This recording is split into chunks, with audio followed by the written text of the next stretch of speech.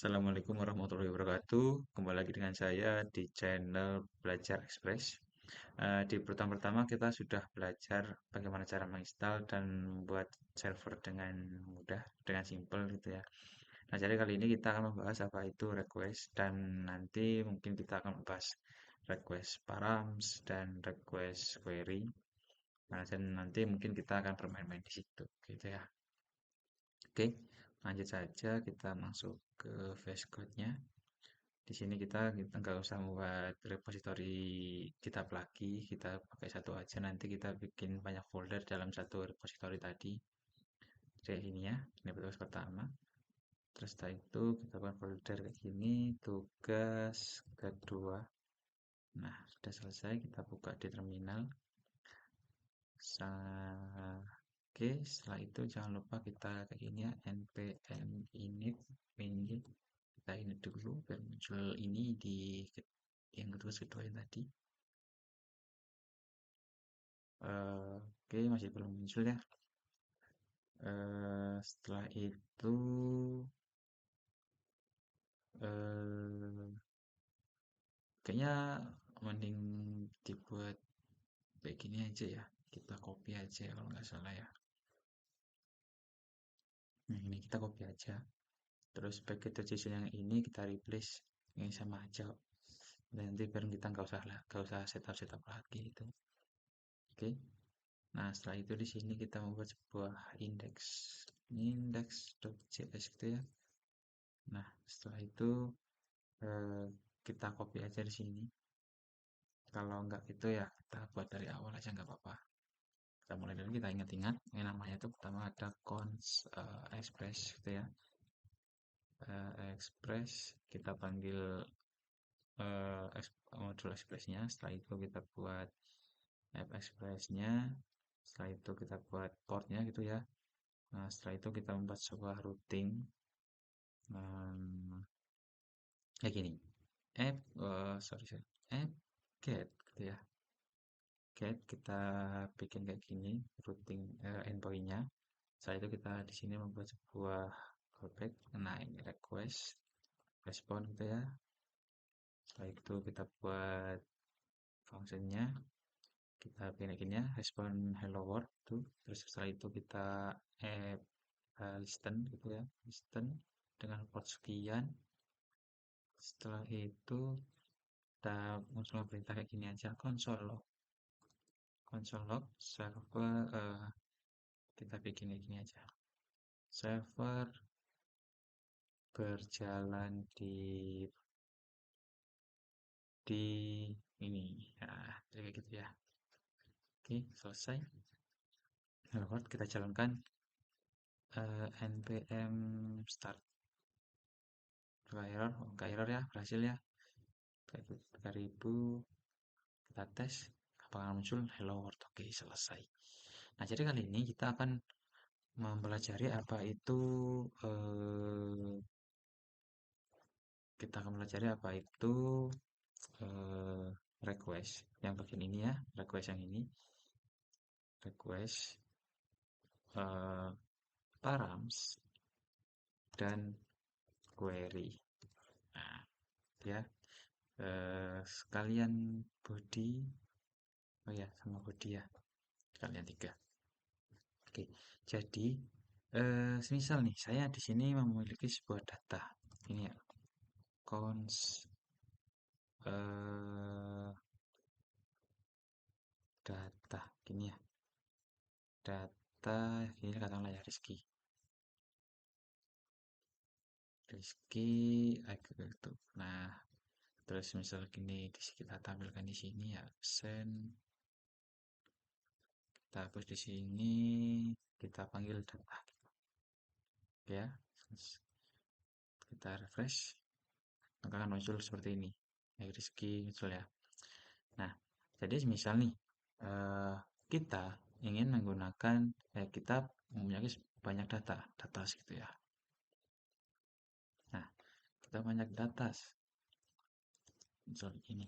Terus, sorry, data selanjutnya itu eh,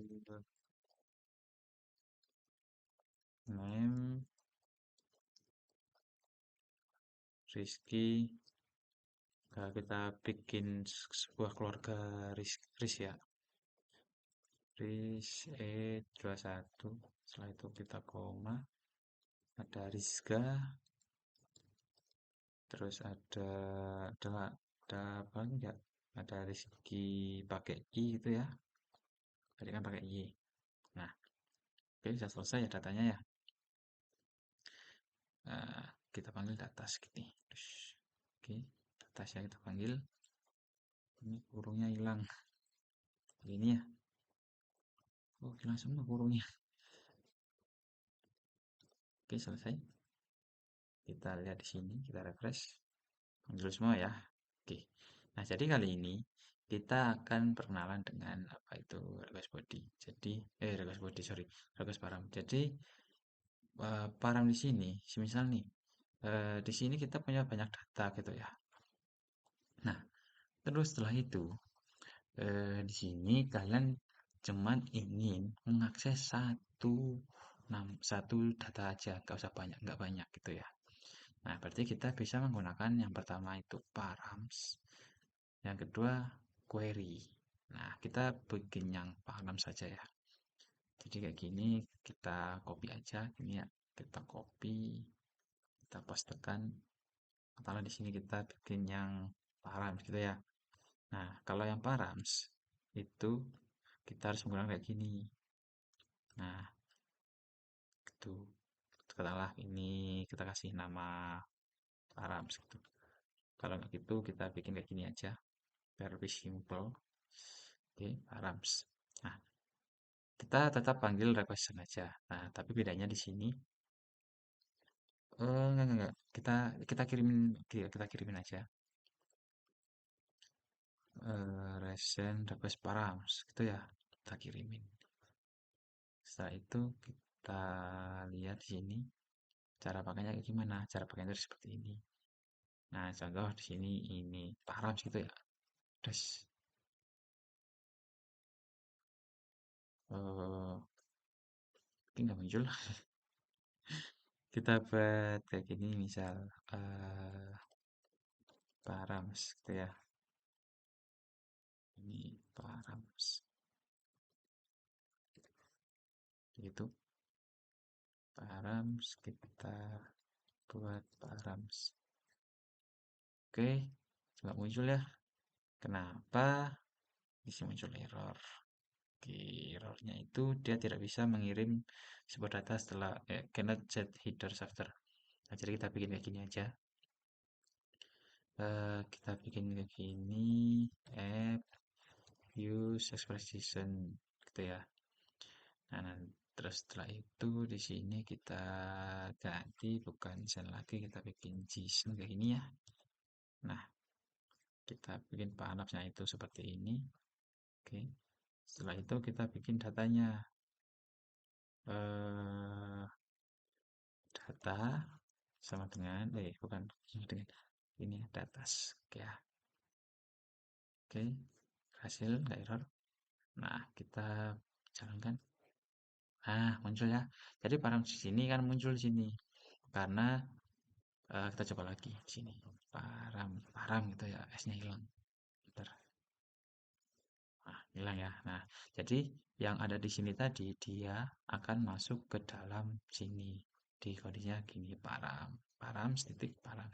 Kalau misal di sini namanya nama gitu ya, berarti mau nggak mau di sini namanya di sini harus pakai nama gitu. Contoh, kita kasih nama tetap param, ya, param, tentu ya. Misalnya kita pakai name tuh, terus ganti name tuh ya. Oke, mantap. Nah, oke, jadi kali ini kita sudah perkenalan apa itu param. Nah, terus jadi ceritanya itu adalah kita ingin menggunakan param ini untuk mencari suatu data yang lebih spesifik. Contoh seperti ini. Cons nama Rex param gitu ya. Nah, terus setelah itu kita looping kita bikin gini ya. Cons result gitu ya, result sama dengan kita cari data, kita cari finding, kita cari dengan cara itu kita ambil satunya data. Nah, yang mana datanya tadi yang bagian ini, bagian name gitu ya, name, bagian. Nah, ini kan ada nih, ada name, ada lagi mungkin di sini, ada ag mungkin. Oh ya, ada age gitu ya. Nah, ini ya, name itu sama dengan nama. Maksudnya kayak gimana? Jadi namanya ini yang ada di sini, yang ada di sini tadi, itu harus sama dengan yang ada di nama yang dari Pak sini tadi. Nanti kita akan munculkan, gitu ya. Nah, terus kita bikin kayak gini, kita bikin logika terbalik gitu ya. Jika nggak ada resultnya, jika resultnya itu nggak ketemu, kita bilang pesan data tidak ditemukan gitu, gitu ya. Kalau ditemukan ya udah dia akan mengakses ini. Misalnya gini, message gitu ya, message ada ditemukan datanya. Oke, kita kita cari misal name-nya tadi ya, kan name kan nggak ada. Ah, data tidak ditemukan, betul ya. Kalau misal gini kita cari Rizky, terus, nah data ditemukan. Dia masih muncul semua. Kenapa? Karena di sini masih data. Oke ya, lupa kita ganti, kita harus pakai result gitu ya teman-teman. Kita enter lagi, muncul cuma satu ya. Oke, jadi kayak gitu. Setelah itu apa lagi ya? Ya gitu lah, itu params ya. Jadi caranya itu semisal kita punya banyak data. Nah, jadi kita mungkin bisa mencari satu data itu mungkin dari salah satunya pakai params. Oke.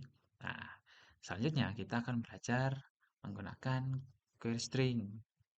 Query string ya, query string eh, query. Nah, jadi query itu misal nih, ini kita copy aja eh, biar lebih enak gitu ya. Kita minimize, kita cari. Nah, terus di sini kita pakai query gitu ya. Tapi endpointnya kita nggak usah pakai yang kayak gini. Kita langsung hapus ini aja, query gitu. Nah, terus ini bukan paragraf lagi. Jadi pakai diganti query. Jadi kayak gitu ya. Nah, oke. Kita sama saja. Nah, jadi bedanya tuh di sini doang. Cara pemanggilan, cara pemakaian. Kalau yang paragraf kan seperti ini. Kalau yang query itu seperti ini. Nah, tadi kan di sini namanya adalah eh, query ya. Query kayak gini. Cara makanya gini. Tanda tanya. Terus tadi itu kita di sini kasih nama-nama. Di sini kan kita kasih variabel nama gitu kan ya. Udah, kita panggil gini. Nama sama dengan misal Rizka gitu kalau nggak salah tadi ya datanya ya. Kita lihat tadi di sini. Oh, oh iya benar. Rizka. Oke, oke ya. Kita enter. Wah, muncul ya. Oke. Kalau misal kita bikin tipe dikit disk gitu ya. Data tidak temukan. Ya, jadi kita sudah belajar. Kita coba risku. Risku muncul. Jadi seperti itu. Jadi kita di sini sudah belajar apa itu params, apa itu params, apa itu query. Jadi intinya itu sama saja. Cuman bedanya itu cara pengaksesannya gitu ya. Untuk pengaksesannya. Jadi nanti cara pakainya kalau params itu seperti ini. Di sini harus kita deklarasi titik 2. Kalau query itu eh, seperti ini. Kita panggilnya itu di sini harus ada tanda tanya, terus di sini nama parafnya itu apa, dan sama dengan setelah itu di sini value-nya apa gitu. Dan ini key ini itu harus sama dengan yang di sini gitu. Ya, query kita kasih sama nama di sini. Tuh teman-teman. Ya, mantap ya. Eh, semisal nih. kita membuat sebuah perintah eh, update misalnya kita coba update app eh, kita pakai ya kliknya aja app apa ya put gitu ya put terus kita kasih nama di sini kita kasih nama sama aja query gitu ya query gitu nah oke query betul ya nah jadi kayak gini kita bikin query-nya itu ada dan ada bodinya jadi kita akan perkenalan dengan body oh ya sebelum ini kita akan membuat perkenalan dengan body kita lupa ya mana melupakan body ya oke kita ganti di sini bukan put tapi post. Nah, kita kirim, kita menggunakan sebuah data apa aja bebas ya. Di sini endpointnya bebas. Kita kasih nama post aja itu ya. Oke, selesai, selesai, result. Nah, ini kita hapus. Nah, eh, berhubung di sini ini ya. Jadi kalau misalnya kita post, jadi kita harus membuat data baru ya. Nah, jadi kita usahakan datanya itu sama dengan yang di atasnya tadi. Jadi kayak gini. Ini ya, kita ada name, ada age. Itu ya, berarti kita di sini kasih name, terus age gini. Nah, setelah itu kita akan membuat di datas tadi ya, datas titik push itu ya. Nah, berhubung tadi datanya itu adalah sebuah dictionary, kalau di sini kita objek itu ya, langsung kita panggil ini aja. Oke, kalau eh, oke kita matikan, push, kita hapus. Oke, data berhasil ditambah ini ya, tambahkan. Kita panggil di sini adalah datas. Oke, selesai. Coba kita tes menggunakan tender client. Kita buat request baru di sini namanya adalah HTTP portnya tadi berapa? Portnya adalah 3000 oke ya. 3000 di sini kita kasih ganti post. Di sini kita membutuhkan name dan age. Kita bikin di sini body gitu ya. Kita pakai JSON ini. Nah, name gitu ya. Name nama baru gitu ya. Terus age-nya kita kasih banyak 89. Ya, kalau kayak gitu kita bikin 1000 gitu ya. Umur 1000. Walaupun hidup 1000 tahun, kalau tak sembahyang apa gunanya? Boleh gitu kan. Oke, setelah itu kita atur endpoint-nya ya. Endpoint-nya di sini ada namanya post. Kita atur di sini post. Gitu ya. Kita kirim send. Duar. Yeay, data berhasil ditambahkan. Rizky, Rizku, Rizka, Rizky. Nama baru umurnya 1000 gitu ya. Tapi kalau tak sembahyang apa gunanya? Oke, jadi kayak gitu. Kita sudah perkenalan apa itu apa namanya? Dengan request params, query, dan sekarang kita sudah pengenalan dengan namanya request body. Jadi body itu dia bisa diakses menggunakan kayak bantuan aplikasi, mungkin dari Enter Client atau Postman itu banyak ya. Nah jadi di bagian ini body kita atur kayak gini ya, JSON gitu ya. Nah kalau query tadi kita bisa atur seperti ini, parameternya nanti bebas gitu ya. Tinggal kita klik-klik, ketik-ketik gitu ya. Nah, terus untuk query apa untuk request params ini ya. Jadi ya kita harus definisikan di sini dan itu pun di sini harus ada. Ya, di sini harus ada. Dan kalau salah paramsnya itu nanti akan bakal muncul error dan bahkan dia nggak akan mengenalin dia siapa. Gitu, guys ya. Oke, mantap. Oke, kita sudah belajar tiga body. Oke, dengan cara menyimpan data statis gitu ya. Oke, mantap. Jadi kayak gitu. Oke, kita akhiri dulu tutorial kali ini. Oh ya, kita push dulu di GitHub. Eh, kita kasih nama fit eh, pertemuan kedua. Salah. Tugas kedua itu ya. Oke, kita push. Loading. Oke, selesai ya. Oke, jadi kayak gitu. Oke, terima kasih. Sampai jumpa di tutorial selanjutnya. Terus.